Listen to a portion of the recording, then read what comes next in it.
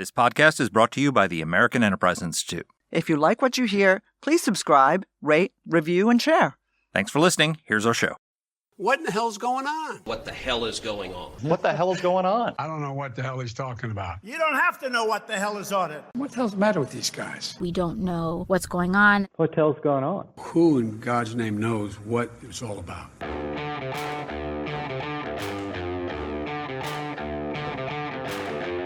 Hi, I'm Danielle Pletka. I'm Mark Thiessen. Welcome to our podcast, What the Hell is Going On? Mark, what the hell is going on? What the hell is going on was talking about Georgia. And I don't mean... Georgia is on your mind? No, and not that Georgia. We're talking about the Georgia in Europe, the Georgia that is under threat from Putin's Russia again. And, you know, a lot of our listeners probably aren't following what's happening in Georgia, but the Putin regime is undermining democracy from within, as you might expect. And look, Georgia is a country. I know a little bit about Georgia because I traveled there with George W. Bush in 2008. I wrote the speech he gave in Freedom Square in Tbilisi, and it was a great democratic development of the post-Cold War era. This is a country that's incredibly pro-American, strong democracy in the region. They sent troops to Afghanistan. They sent troops to Iraq. They are, these are just good guys. And a good country. And Putin invaded in 2008 at the very end of the Bush administration and seized about 20% of the territory and then was stopped from going further.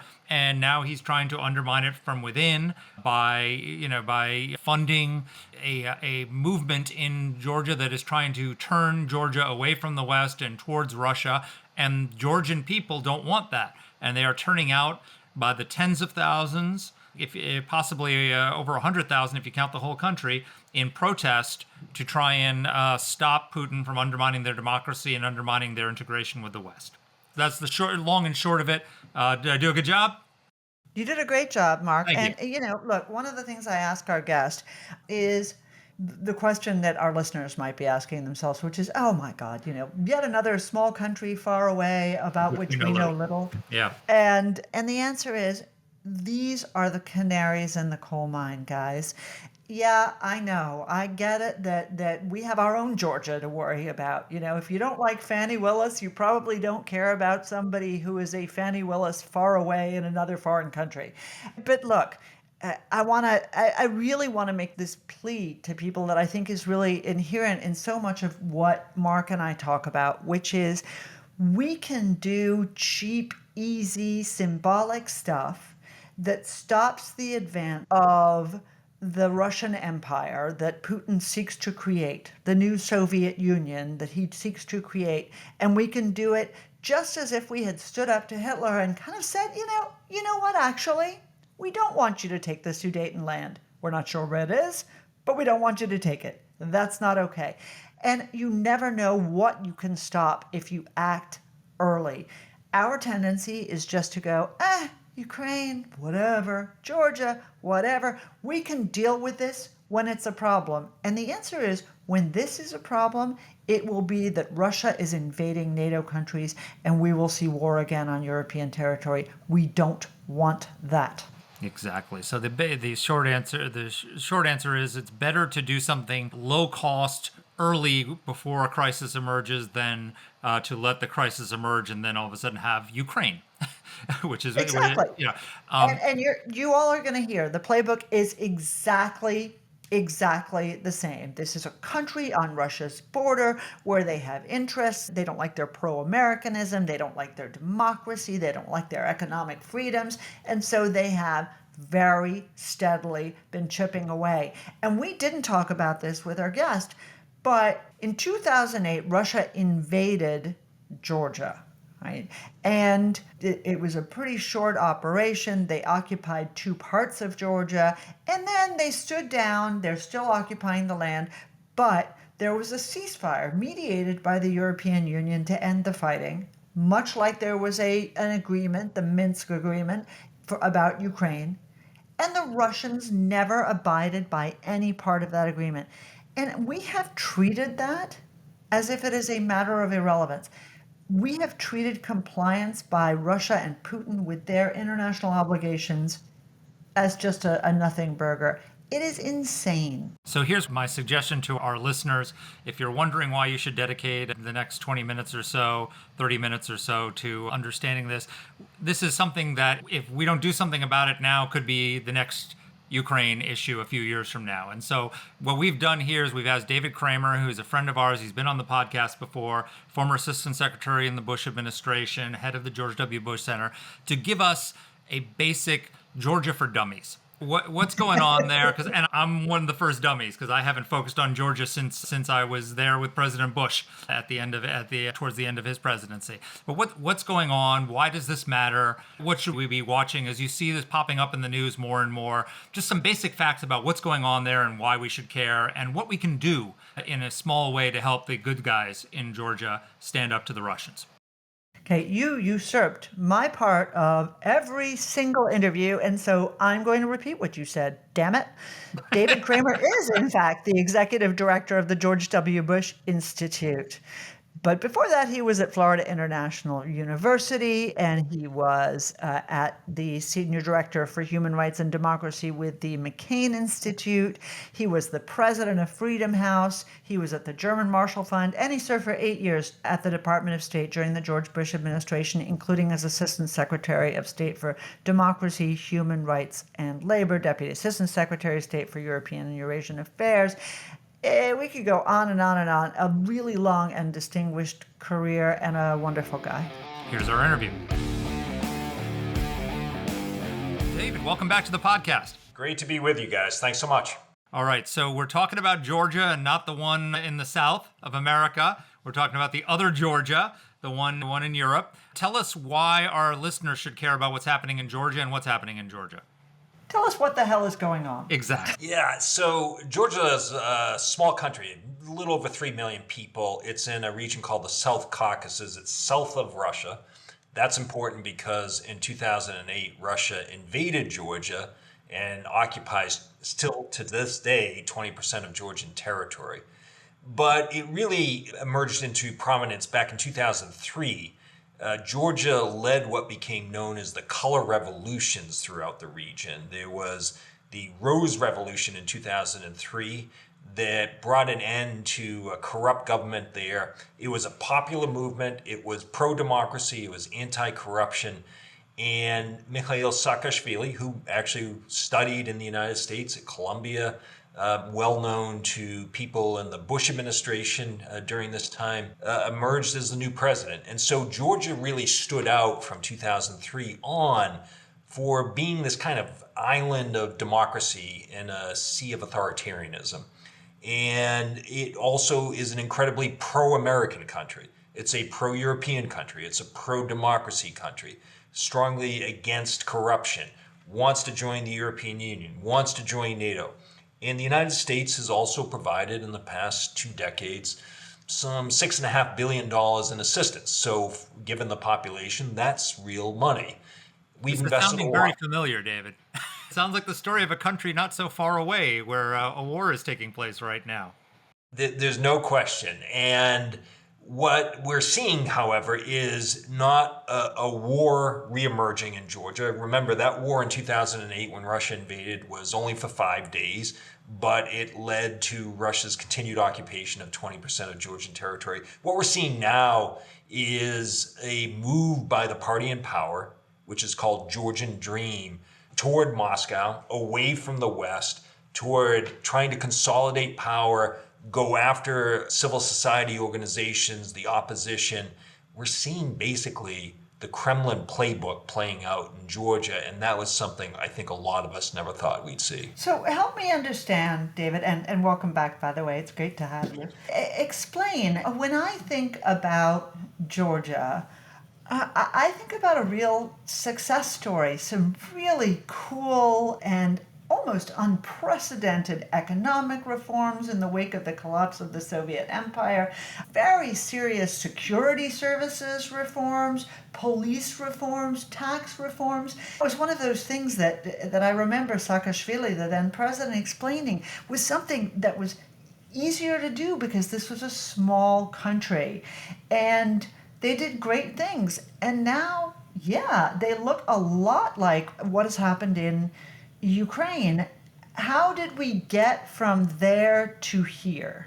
Well, let me add to your list, Danny, and that includes Georgia's contributions to efforts in Afghanistan and Iraq. At one point, per capita, Georgia was the second largest contributor. A number of several dozen Georgian troops, in fact, paid the ultimate price in trying to defend the cause of freedom. So Georgians didn't just talk the talk, they walked the walk.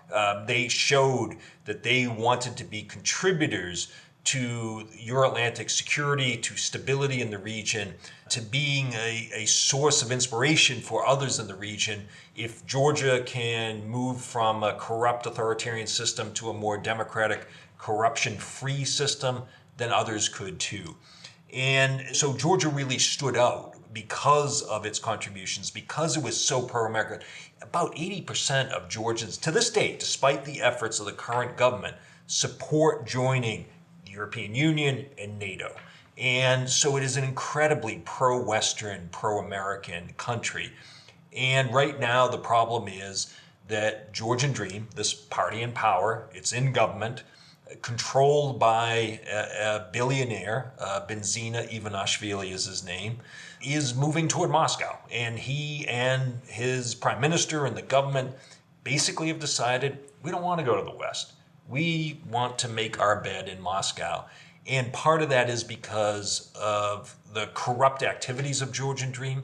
You have to remember that Ivanishvili, again, who served as prime minister, by the way, for a year after elections in 2012, he then went into the behind-the-scenes role, then he supposedly left politics, and then late December last year, he announced he was returning to Georgian politics. He is the power behind the throne. He made his fortune in Russia. He became a billionaire as a result of investments doing business in Russia. So what does he know best? Russian behavior. He doesn't appreciate the transparency that would come for joining the European Union, that would come with being part of NATO. And so Ivanishvili is the one pulling the strings. This billionaire, this one guy, is pulling the strings in Georgia, but he has a lot of accomplices. He has the Georgian government. He has the Georgian parliament. This Georgian Dream, that's the party in power, is playing along with whatever Ivanishvili wants to do.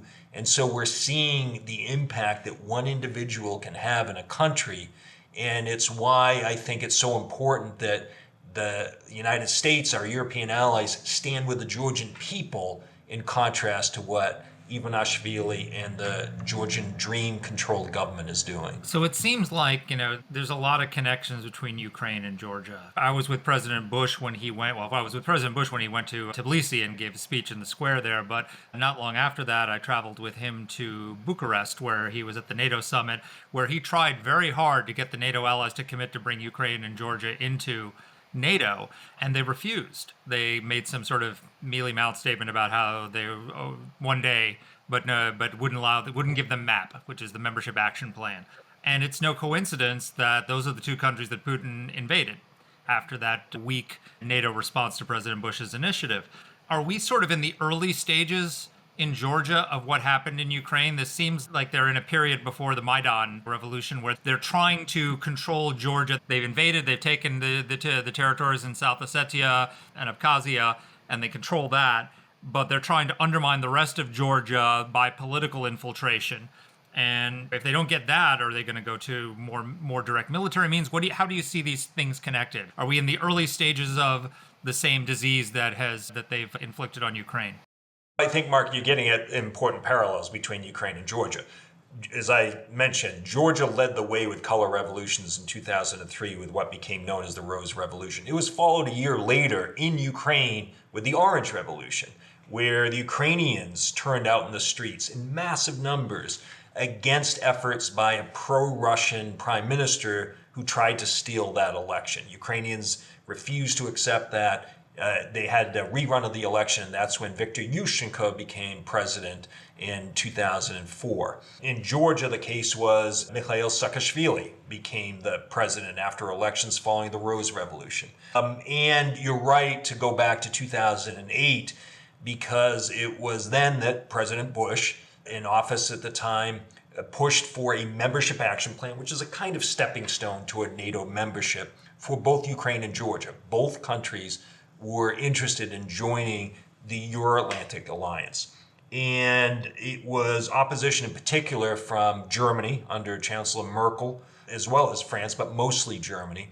And then the compromise that was worked out was exactly what you said, which is Ukraine and Georgia will become members of NATO. That was explicitly stated in the NATO communique, the statement that was issued after the summit, but it didn't say how, didn't say when.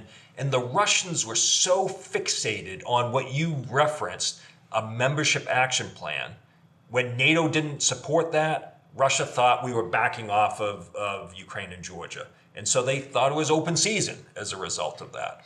And so I think that did contribute to Russia's decision a few months later to invade Georgia. They provoked Saakashvili and then went in and have since occupied Abkhazia and South Ossetia, as you pointed out.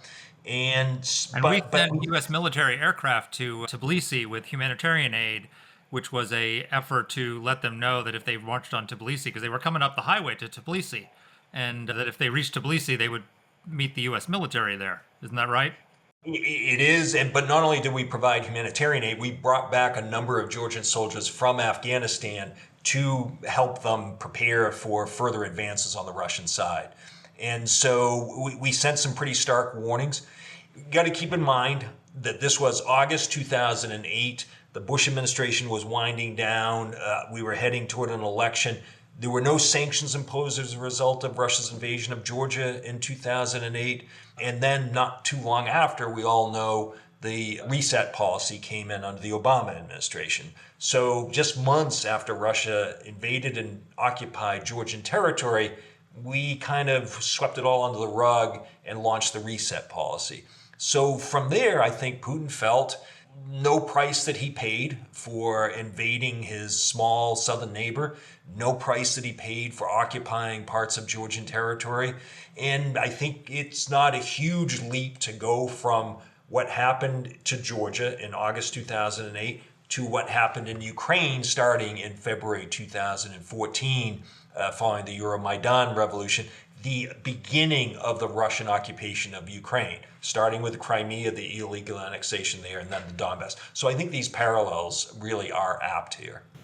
I want to stop us for a second because Mark, who professes that he's not deeply immersed in this, all of a sudden remembering all of these details, and we're talking like a about chip in my brain that went off, and I hadn't accessed for a number of years, but it's all there. There you go. See, the hard drive still works, thank God. But, we've got the Shvili this and the Shvili that, and it does, look, for a lot of Emil people. Shamathel, Hudson Pep Incorporated. Exactly.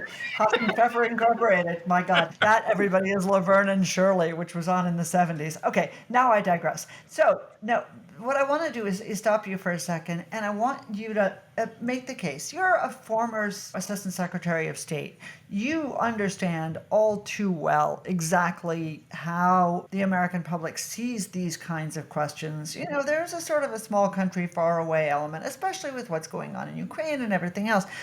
Explain to us, absent the Shvilis, why it is that Americans should be concerned about what is happening in Georgia, because I think that's the umbrella over all of this before we get into the recent laws that were passed and then vetoed and then overridden, yada, yada. Georgia has stood out because it moved in a democratic direction.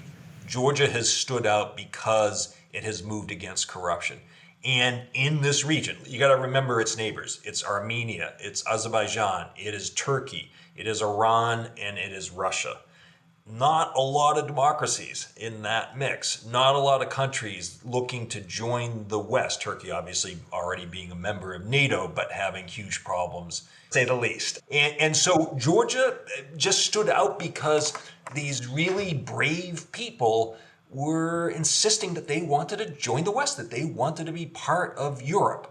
They felt they belonged there. They wanted to join the European Union. They wanted to join NATO. They felt they could meet the conditions to do so.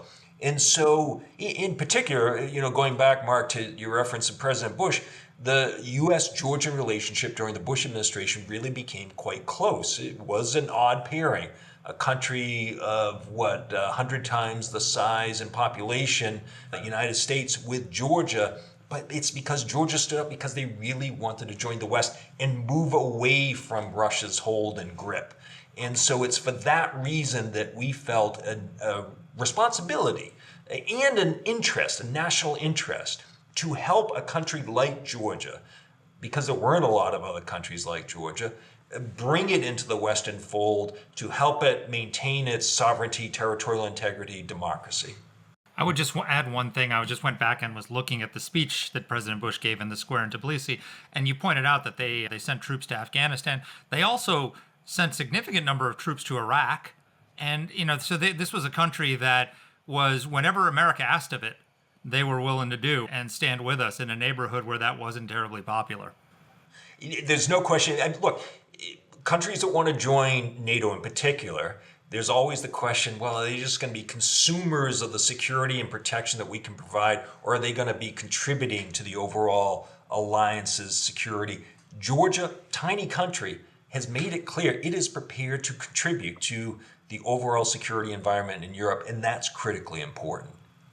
Absolutely. And it provides also a buffer that is critically important. One of the reasons why Russia is so interested is exactly for that reason, is because of its strategic geographical location. It's a little bit like, as Mark was saying, Ukraine.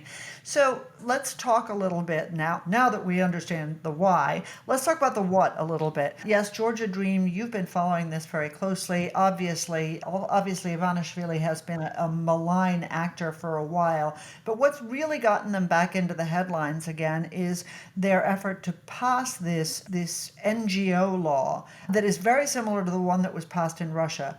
And, folks are going to say, oh my God, who cares about, non-governmental organizations? No. We're talking about radio. We're talking about Radio for Europe, Radio Liberty, but we're also talking about charitable organizations. We're talking about pro-democracy organizations. This is a very wide-ranging law. And they're trying to put in place one. The parliament passed it. President is vetoing it. And that veto is likely to be overridden because the Georgian Dream Party dominates. Talk to us a little bit about that and about what's happened in the Georgian public. Before you do that, explain what this law is, because it's basically, as I understand it, it's a foreign agents law that if you take more than 20% of your funding from foreign sources, which most media organizations, a lot of them do because they're getting support from the United States and European countries, you have to register as a foreign agent, and that can be used to suppress you, right? The label foreign agent carries so much stigma in this part of the world. Yeah, even here. As you were saying, Danny, it is a page from the Putin playbook. Putin got an NGO law, foreign agent law, passed in 2012, and in the years since has been ramping up its effect in terms of going after NGOs to the point where most of them are unable to operate inside Russia. And what's happening in Georgia, and Mark, you were just getting at this, there isn't a lot of support inside the country for civil society, for these non-governmental organizations. Ivanishvili, the billionaire, is the richest guy in the country. He's not exactly providing support to the NGOs that would act as checks and balances on government abuse of authority. And so what this is generating lots of criticism from the European Union, from the European Council, from the Venice Commission, which is a body that studies laws on behalf of the European Council, from the Parliamentary Assembly of the Council of Europe, from the United States. Basically, every Western institution and entity are criticizing this law, urging the parliament not to pass it. Who's supporting it? Russia. Russia is strongly backing this law, hopes that the Georgian parliament actually institutes it and then implements it, because it is a way for the party in power to control society. It is a way for the party in power to force these organizations to take on the label of foreign agent and take on the stigma that label carries. And so I think it is a way for them to try to snuff out the opposition, snuff out checks and balances, snuff out civil society. At the end of the day, you also have to remember, Georgia wants to join the European Union. Last December, the European Union did offer what's called candidacy status for Georgia. That is a kind of step in the process toward joining the European Union. In my view, the Georgian Dream and Ivanishvili didn't really want Georgia to be offered this candidacy status. Why? Because it requires transparency, it requires rule of law, it requires de-oligarchization, which means Ivanishvili is not supposed to run the country. It means it ended corruption. And so within 2 weeks after the EU offered candidacy status to Georgia, Ivanishvili made his announcement that he was returning to politics. A couple weeks after that, change in prime minister from one bad guy to an even worse guy, who, by the way, is attending the funeral for the deceased Iranian president. It just goes on and on and on. They launched a campaign against the LGBTQ community. Now this NGO law. One thing after another that follows the pattern that we've seen Putin follow in Russia. Can I ask a question about this, though? What has been fascinating to me is the absolute outpouring of public condemnation, right? So they've got tens of thousands, and I'm not exaggerating, tens of thousands of people demonstrating in the streets.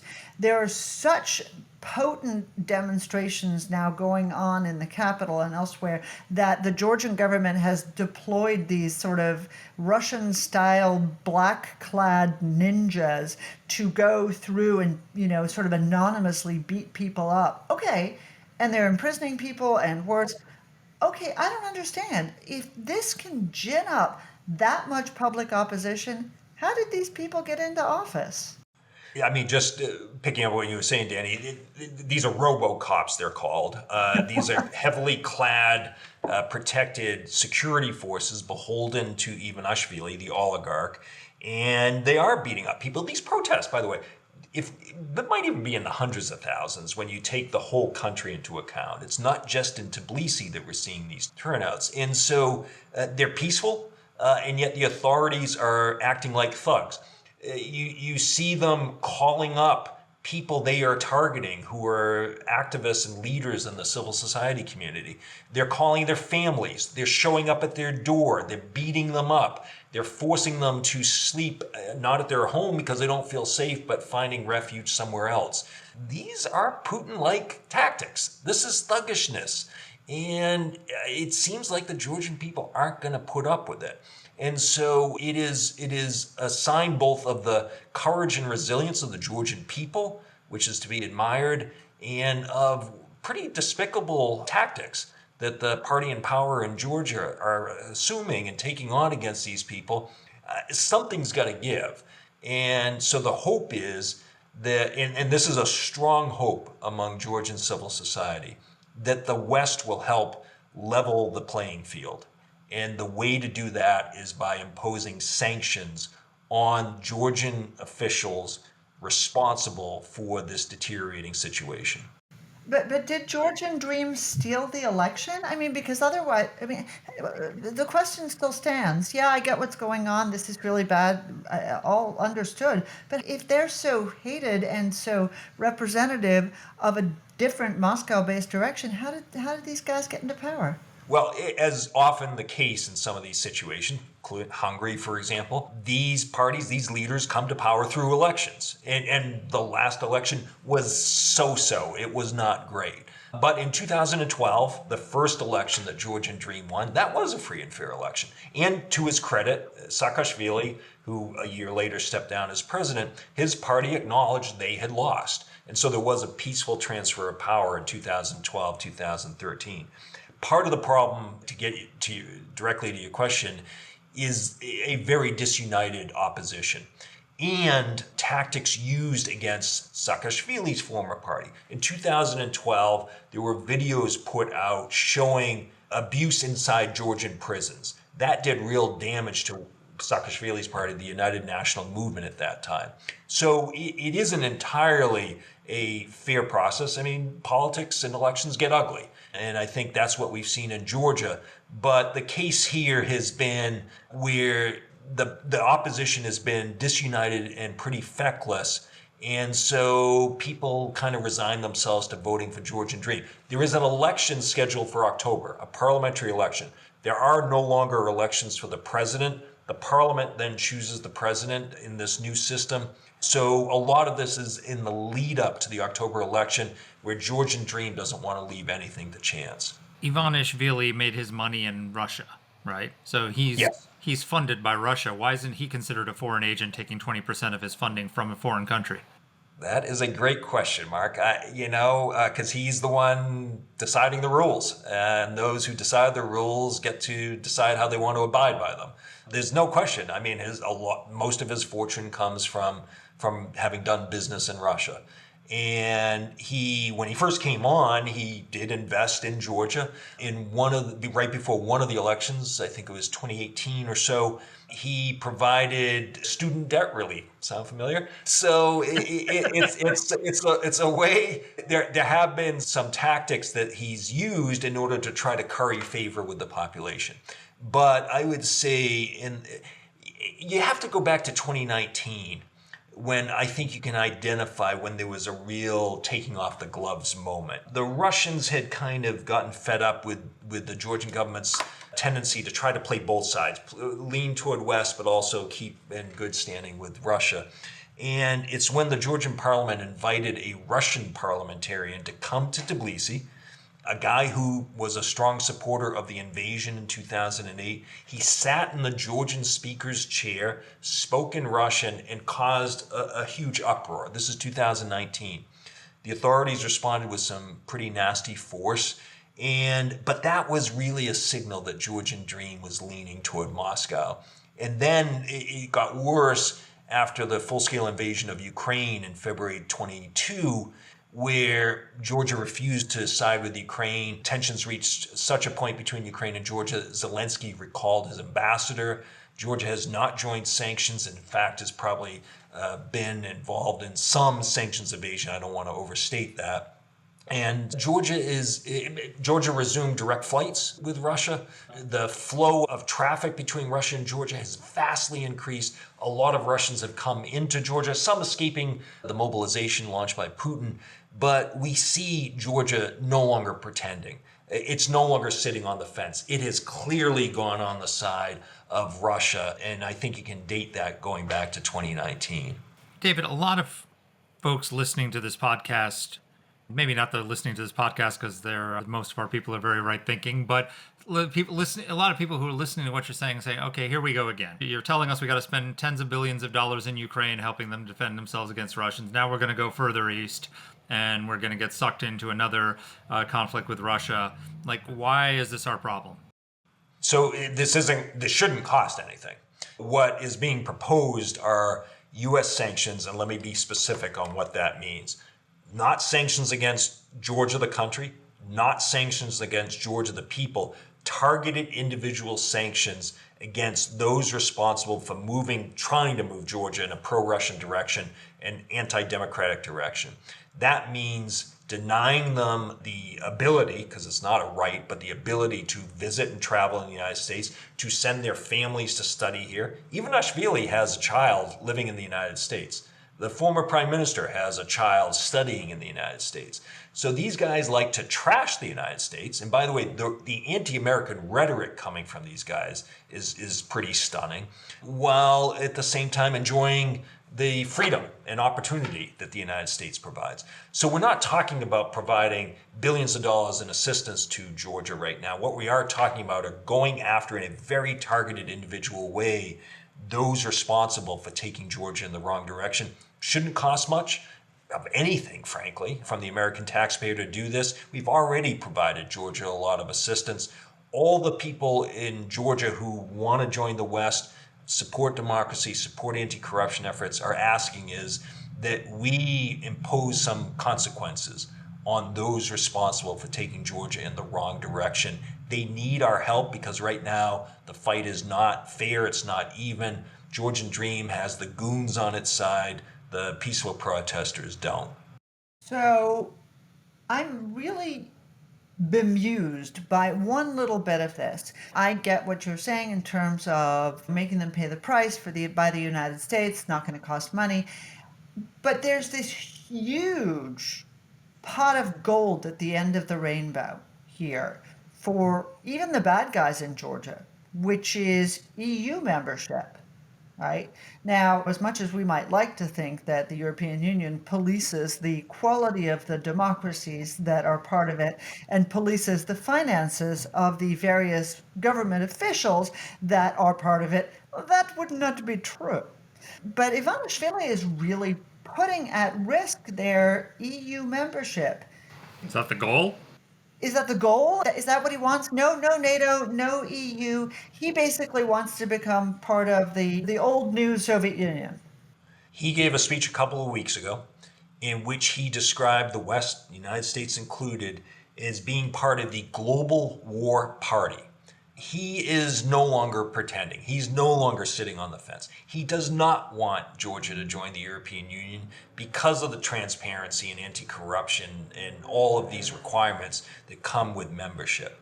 He recognizes that he'd be better off, in his mind, in joining with Russia. There is some frustration in Georgia, let's be clear, that Georgians have been seeking to join NATO for years and years. It goes back to the 2008 reference we had earlier. They haven't seen a lot of progress.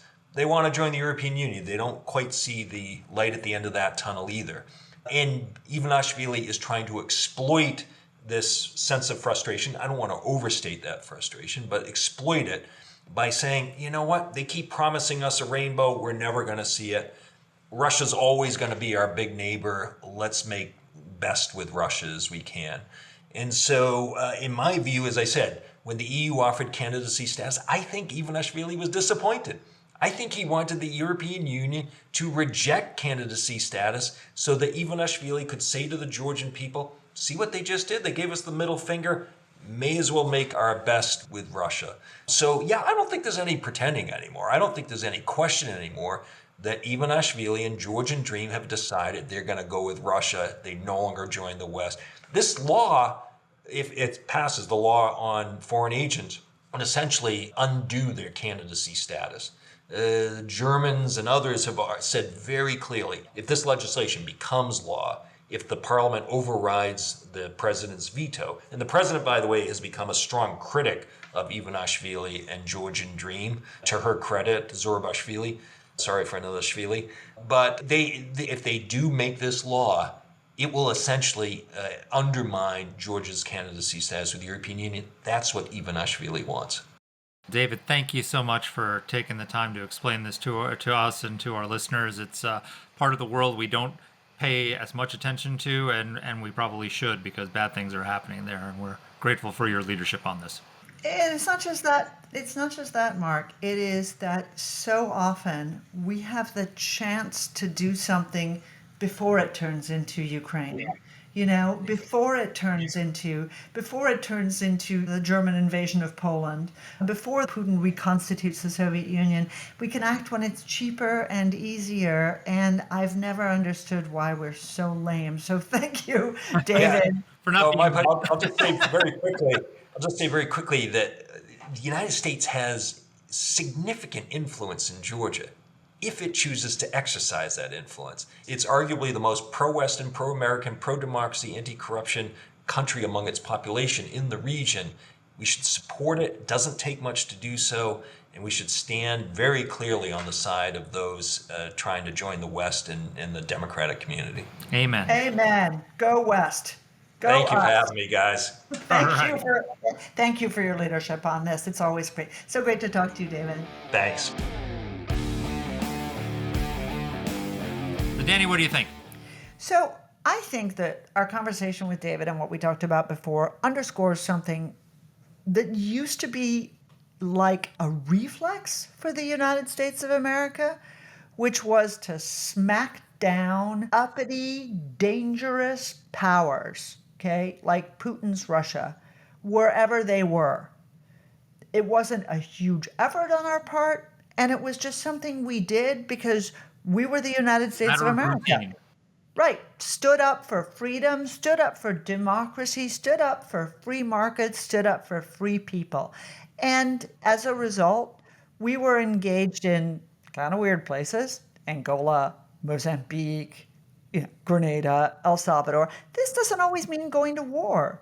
Sometimes it just means standing up and doing what's right. And the fact that that is no longer part of our muscle memory is just so disappointing. It's always the problem in the United States, with the exception of a brief period in the Reagan years, is that we let things fester until they become crises. And it's much the point of American global leadership is not to get us involved in crises, it's to stop crises from happening so we don't have to get involved in them. And it's just that just used to be such a basic tenet of our post World War II foreign policy, right? And it's so obvious. Just think about it this way. Don't think about it in terms of Georgia, Ukraine, whatever, any one of these places. Think about it like you own a bar, right? If you own a bar, you have a guy up front, and on Friday night, when a bunch of skinheads try to get in, your bouncer says to them, sorry guys, no shirt, no shoes, no visible tattoos, whatever it is, no hair. You can't come in. No hair. You can't come in, right? And why is he doing that? Is your bar a haven for bigots, anti-skinheads? No, it's because you don't want to deal with the trouble that they bring. So you deal with them before they start a brawl, before they break a bottle and start attacking people, right? Before they start hitting someone's girlfriend. It's not everything can be analogized to a bar situation where I feel a lot can. But a lot can. And that's the thing. And we had Tom Cotton on a couple weeks ago talking about the International Criminal Court, and he's the kind of guy who gets it. The problem is, more and more in both the Democratic and the Republican Party, there are people who just think, oh no, we should just wait until this is a big crisis and then we really, really need to go to conflict. Let me just remind everybody, not a single decade has passed in which we have not been drawn into a serious conflict. Maybe if we changed our ways, we could preempt that. That's a good place to end on Danny's wisdom. For once. Thanks y'all for with listening. me. Thanks for listening. We'll see you next week. Take care, everyone.